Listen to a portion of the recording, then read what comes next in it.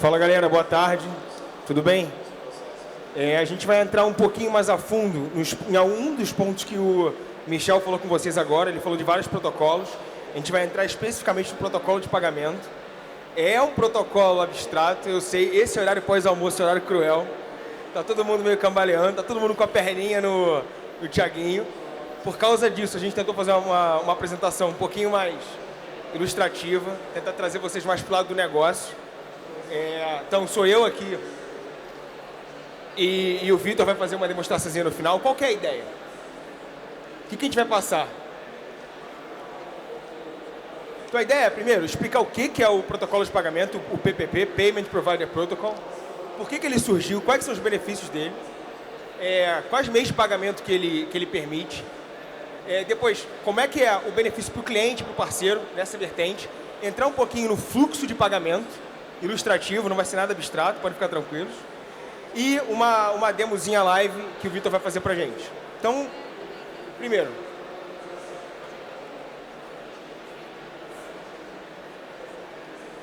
o que é o protocolo de pagamento? O que é esse nome complicado que a gente traz aqui?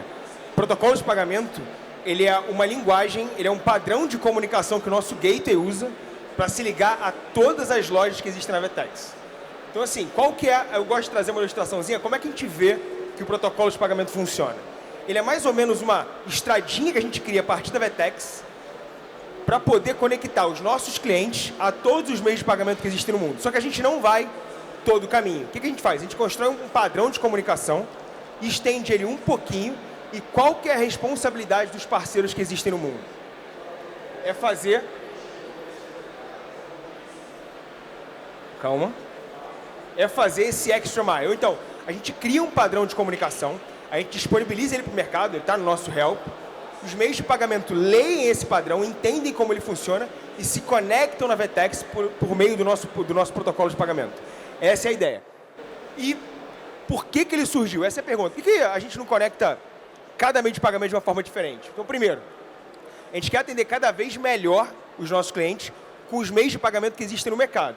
E o segundo ponto, a gente tem uma capacidade finita na Vertex. Se a gente botasse todos os nossos devs para poder se integrar a todos os meios de pagamento, a gente não ia ter core para poder fazer o que a gente faz melhor, que é a plataforma de e-commerce. Em terceiro, como a gente cria um padrão de protocolo, um padrão de comunicação, e espalha ele para o mercado, a gente permite que todos os meios de pagamento leiam esse padrão e se conectem da gente da maneira como eles quiserem. E isso traz com que todos os meios de pagamento que existem no mundo, a gente está sendo abrangente, mas é verdade, possam se conectar na Vertex e oferecer o produto deles de qualquer maneira possível para o nosso cliente. E o último argumento é, a gente na Vertex, a gente briga muito para ser agnóstico, ou seja, qual que é a ideia? A gente permite que todo mundo se conecte na gente para imitar um comportamento de mercado. No mercado, todos os clientes, eles competem, ou melhor, os meios de pagamento competem pelos clientes. Na Vertex é a mesma história. Os meios de pagamento se conectam na gente e eles competem pelos mesmos clientes. E a Vertex, ela cria o campo, ela seta as regras e cria um ambiente propício para isso acontecer.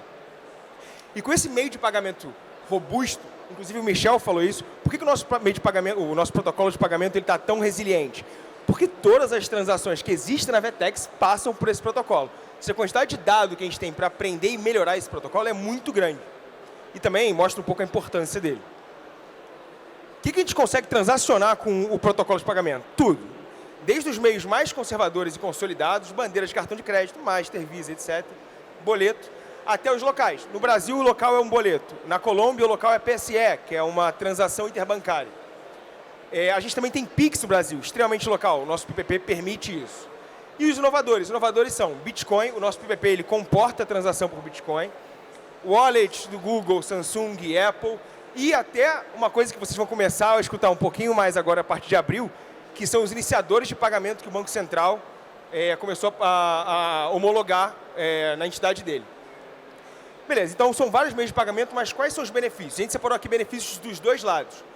Tanto do lado do parceiro das integrações, quanto do lado dos clientes.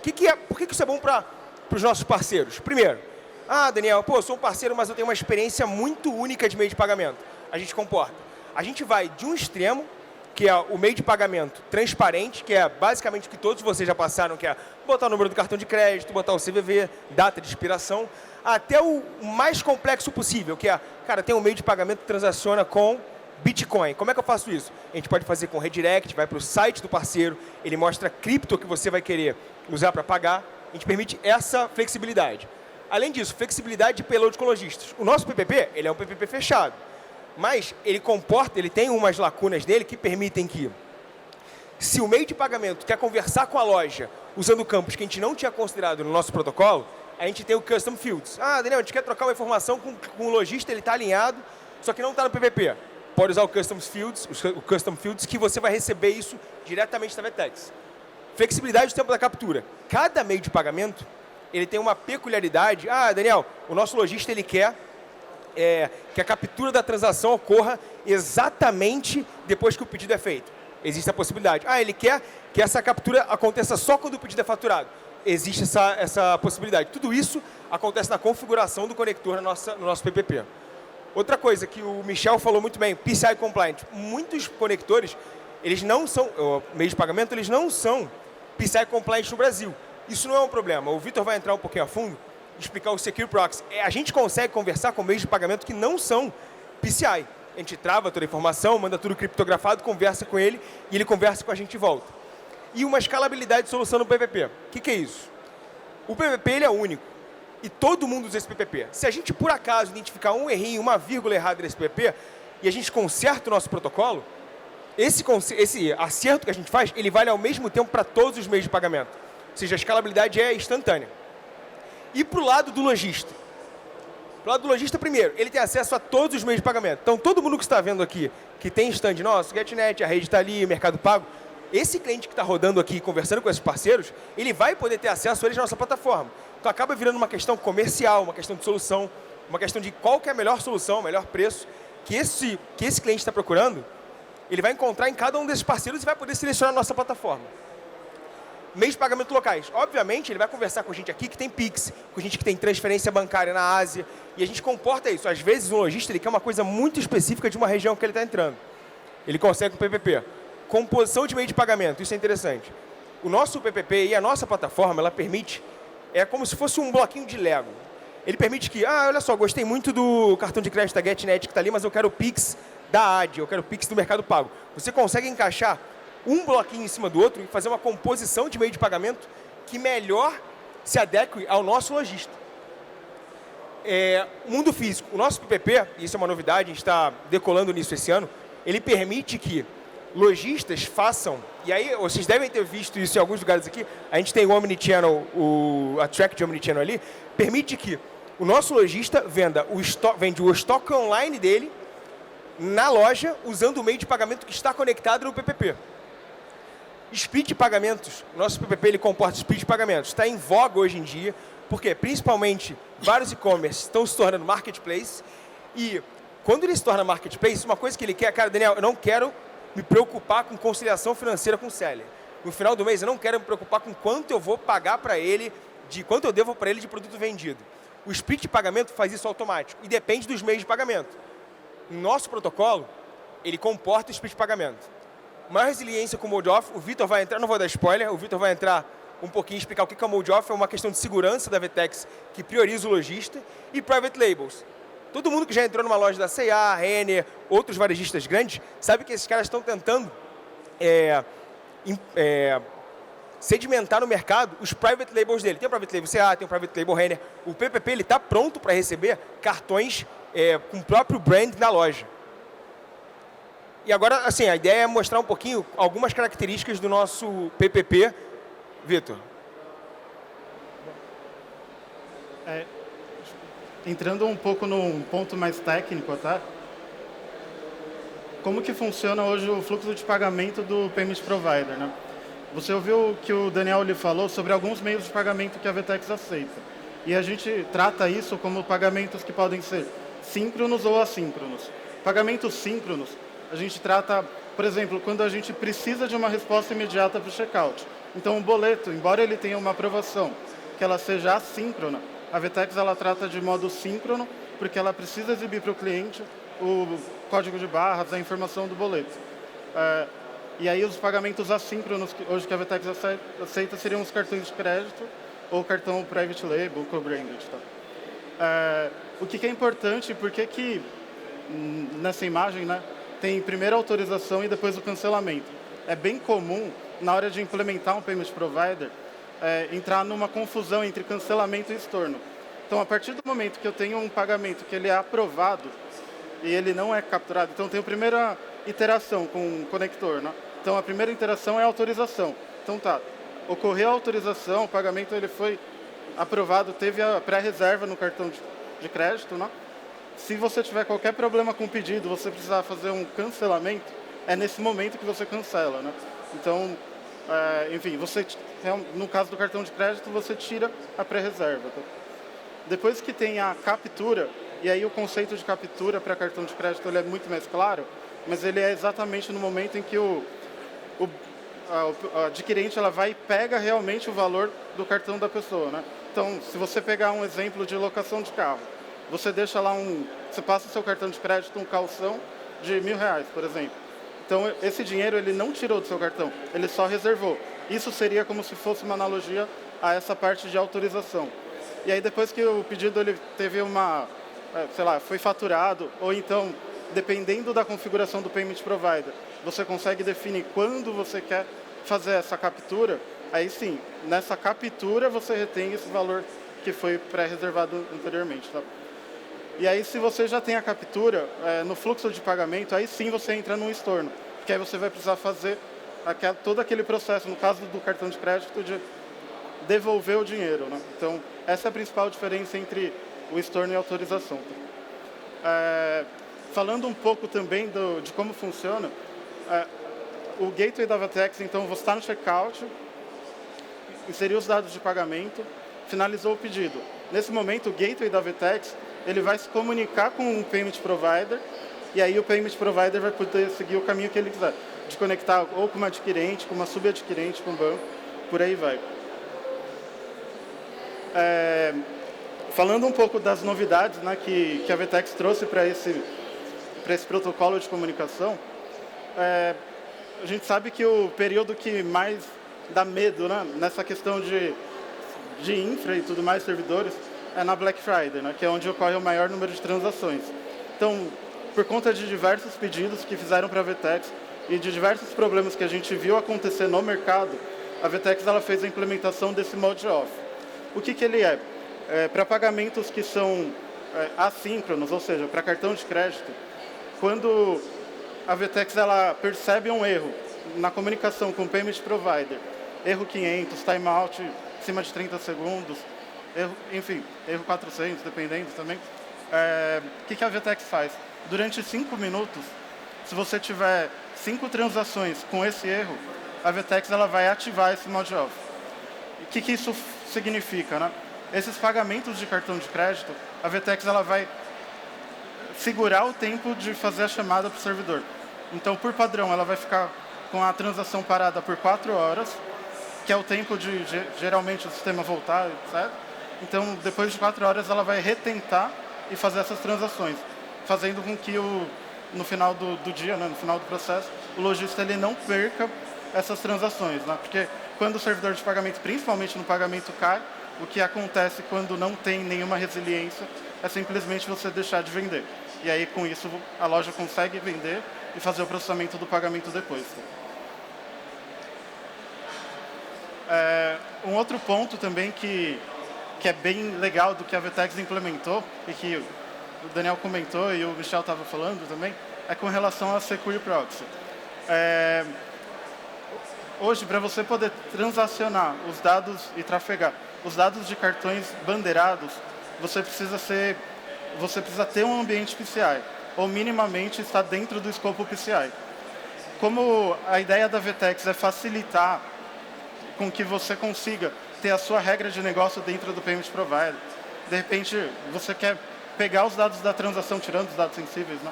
E, sei lá, por exemplo, no mundo de marketplace, você quer fazer o comissionamento para depois bater na adquirente, com Secure Proxy você consegue. Como que funciona, né, o processo do Secure Proxy? O gateway que eu tinha comentado antes, na hora que é feito um pedido, ele chama o proxy, ele tokeniza os dados do cartão de crédito. Então, com os dados tokenizados, ele chama o Payment Provider, sendo no I/O ou fora do I/O, e aí você não tem acesso a esses dados sensíveis. Você consegue fazer tudo o que você precisa fazer com a informação do pedido, comissionamento, etc. E depois, quando você for fazer a chamada para adquirente, ao invés de você chamar adquirente, você chama o Security Proxy da VTEX, com os dados do cartão também tokenizados, né? E você informa para a VTEX, ó, eu vou bater na adquirente X, e esses são os dados do meu Merchant ID e meu Merchant Key. E aí a VTEX, então, ela pega, faz toda a destokenização dos dados e bate no adquirente. Tá? Então, a gente consegue transformar todos esses ambientes dentro do escopo PCI, mesmo sem que o servidor seja PCI em si. Tá?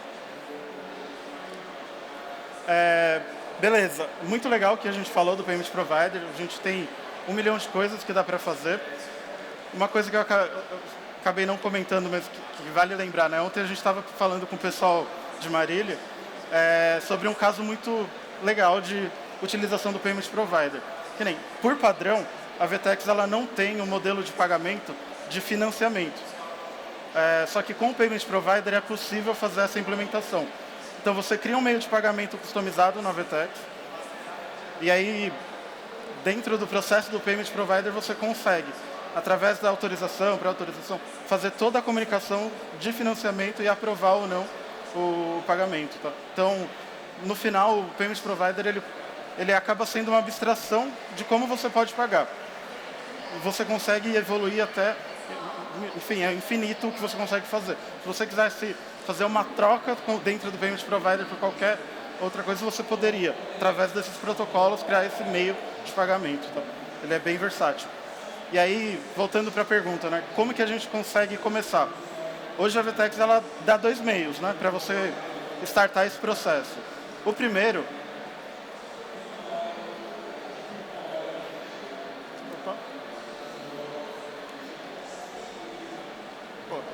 O primeiro é você usar dentro da sua infraestrutura, criar dentro do seu escopo, né, criar todo o código, todo o seu. E aí você usa toda a sua infra, tudo mais, você começa a desenvolver de acordo com o que a documentação da VTEX tem do protocolo. Então você cria toda a conexão com a autorização, cancelamento, por aí vai. Os meios de pagamento. O segundo meio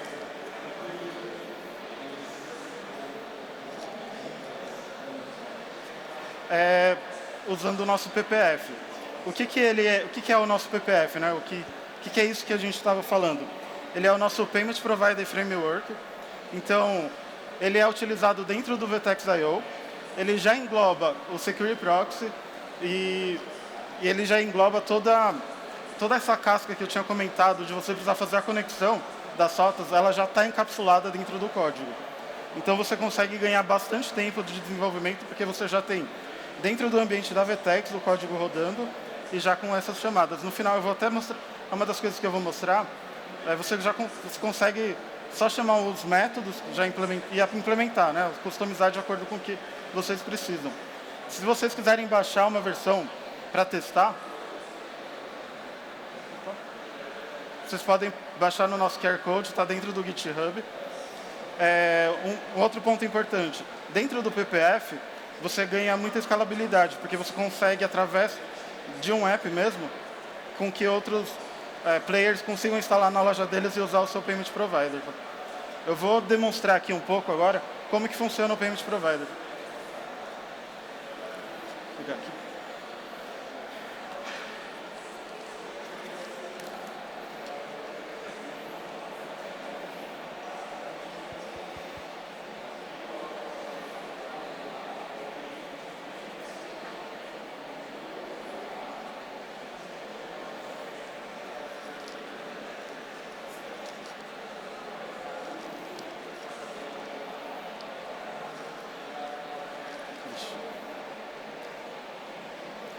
Esperei que está espelhada a tela, deixa eu só mudar aqui.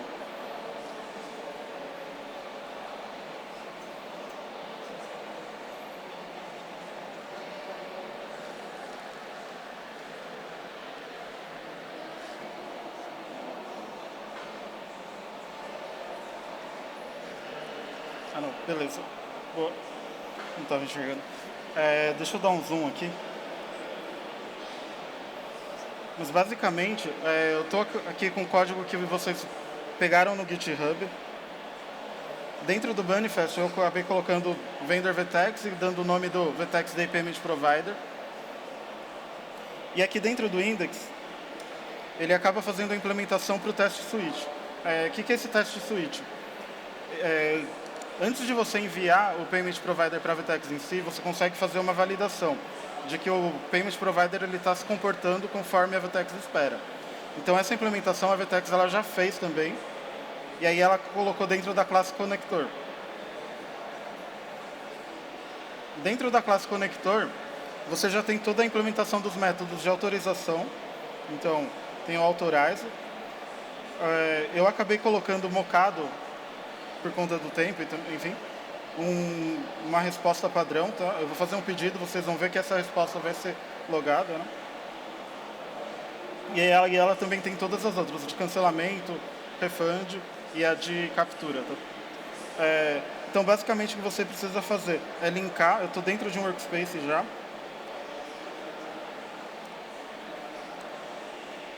Então, dá um VTEX ls. Link.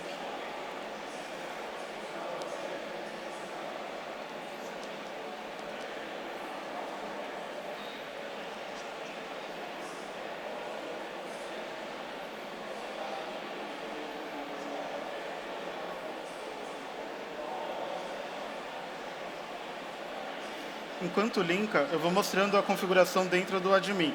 Então a gente tem uma loja VTEX Project de exemplo. Esse daqui é o VTEX, é o nome do Payment Provider que eu dei, VTEX PPF Demo. E nele eu coloquei qual que é o workspace que eu estou usando, então VTEX Day. Então a partir do momento que eu salvar, a minha loja ela já vai estar virada para eu conseguir fazer o debug dentro desse ambiente. Tá? Então salvei. Uma coisa importante também. Essa parte aqui do Merchant ID e tempo de captura são aquelas labels customizáveis que o Daniel comentou.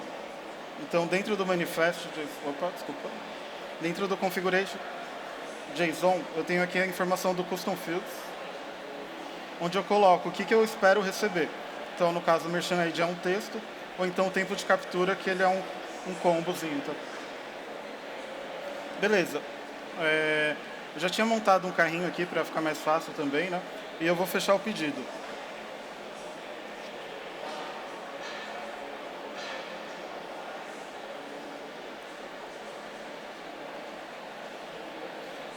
Um outro ponto importante é que aqui dentro das condições de pagamento também você precisa vincular ele, né?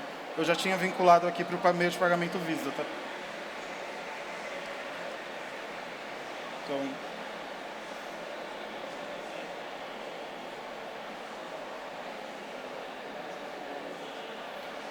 meio um cartão Visa, vou parcelar a compra e vou colocar meu nome.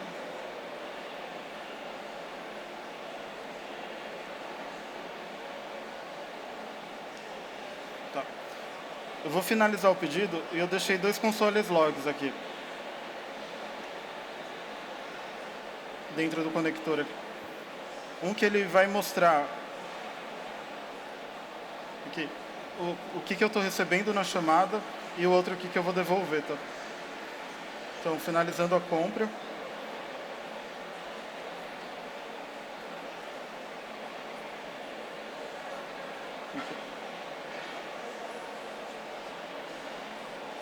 Aqui já no log o que eu respondi e o que eu tinha recebido na chamada da transação. Aqui, ó, dentro do Merchant Set, é onde você recebe aquelas informações do Custom Fields. Tá? Então, o Merchant ID e o tempo de captura.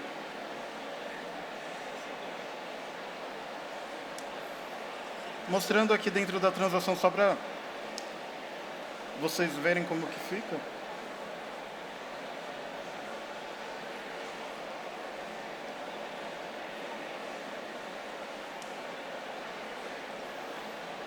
Ele já tem o meu pedido, inclusive o mesmo log que eu recebo ele loga aqui, né? Mas aqui você vê também que os dados do cartão ele já vem criptografado, né? Então Ele vem um holder token, um number token, um CSC token, porque eu já estou usando também o Secure Proxy, e aí a resposta que eu dei do pagamento em si. Então, utilizando o PPF no final, você acaba economizando tempo para fazer esse link, esse teste, né? A única coisa que vocês precisam é solicitar para o time via ticket para que eles habilitem essa opção de uso na loja de vocês. Mas depois que isso for feito, vocês conseguem instalar isso muito mais rápido e debugar, enfim. Vocês ganham muito mais performance para utilizar isso. Então, de demonstração, acho que era isso que a gente tinha separado. É isso, obrigado. Sim.